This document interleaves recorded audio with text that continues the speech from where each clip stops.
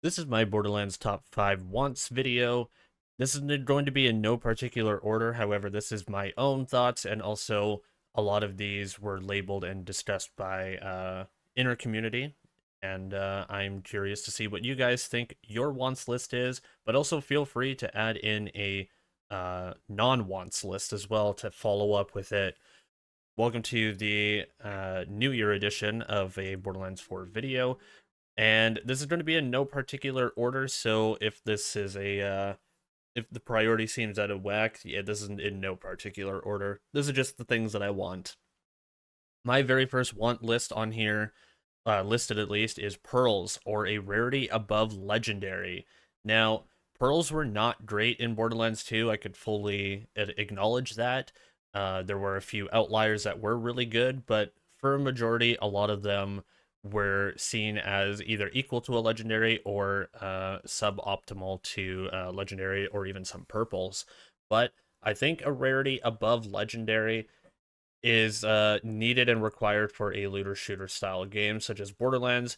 Even things like the inspired by for Borderlands, like Diablo, things like Ancestrals, or things that are above legendary, is enough of a chase for a player to continue playing the game. However, there's going to be another thing that's tied into this list that ties into pearls, so we're going to get to that a little bit later. But I think a legendary or a quality above legendary is required for that end game loot chase, something to keep a player engaged and also upgrade their build along the way, so long as it's done properly. The second thing on my list is Augments. So Borderlands 3 came out with Augments. This is something that was applied to every single skill tree, and it changed that skill significantly, I would say. Every single tree had its own variation of action skill, and the augments that came through along the way in those trees made it so that the build changed significantly attached to that action skill. Later on in the franchise, we had Wonderlands, and they came out with the multi-class system, which I don't think was great, but they had a lack of augments, which I believe was a impact to build variety. And I think bringing that back for build variety's sakes is essential if you want to have enough builds to be able to be engaged in to continue wanting to play or even playing a second character. The third thing on my list is a good story and good antagonist. Now, story is not primarily what Borderlands is for, admittedly.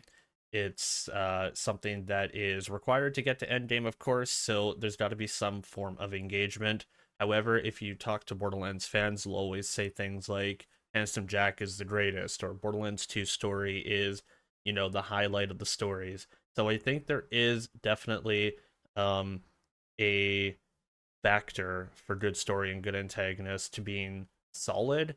And I think throughout the years of the releases that we've had, we know what the fans don't want.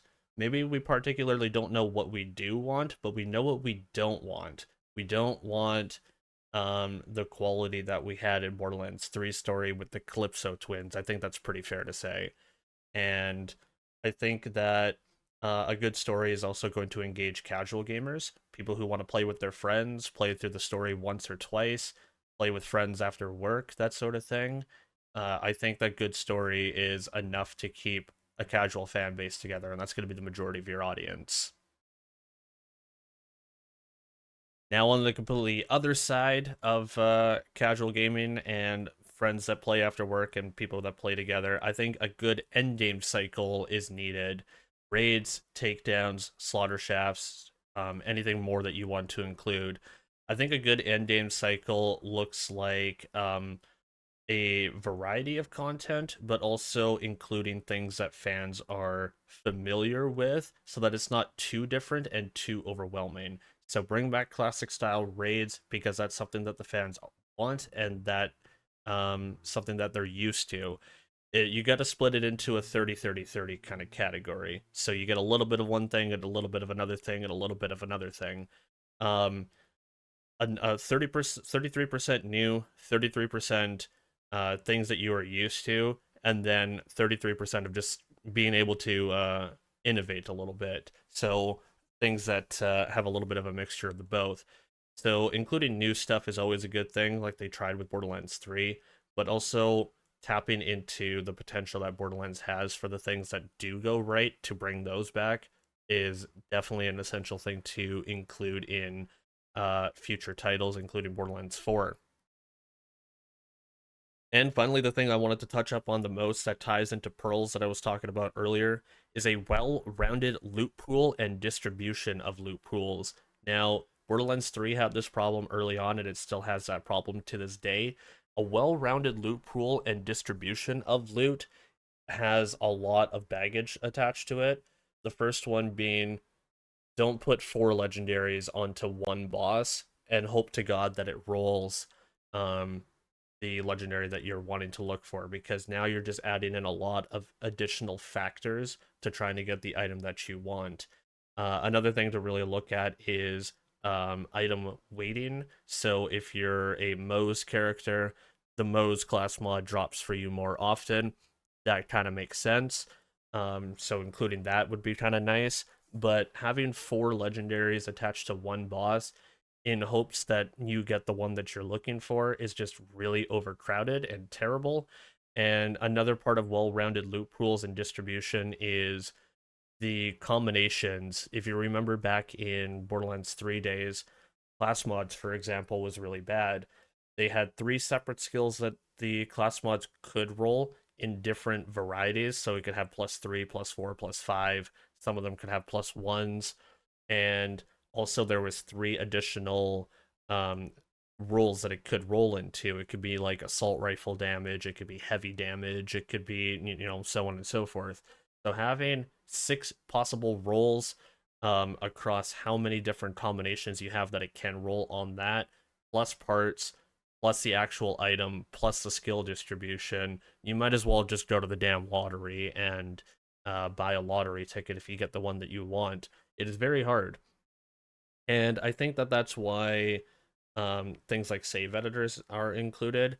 I think that this is the problem that needs to be talked about before we look at an underlying issue, such as like save editors or, modding stuff in. I think looking at the actual problem first to solve that solves the underlying problems, such as, save editors or whatnot, if you think that's a problem. I don't think they are, but some people do. And I think that's going to be my list. A bonus, I'm going to have a bonus one in here. Good multiplayer. I think that Borderlands 3 really dropped the ball on multiplayer.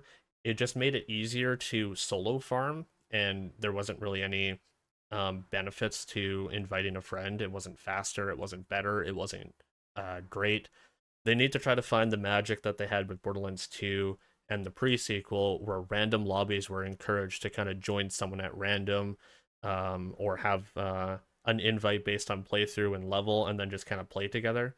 And I think that's something that'll be needing to be solved with shift servers, for example, because those things are kind of bad. And also kind of taking a look at scaling and encouraging kind of group ups for some activities. So yeah, that's my list. I will see you guys in the next video. Make sure to toss in your wants list and your dislike list, and I'll see you guys on the next one. Happy New Year once again. My name is B Flattened, and I'm signing on out of here. Take care, all. Laters.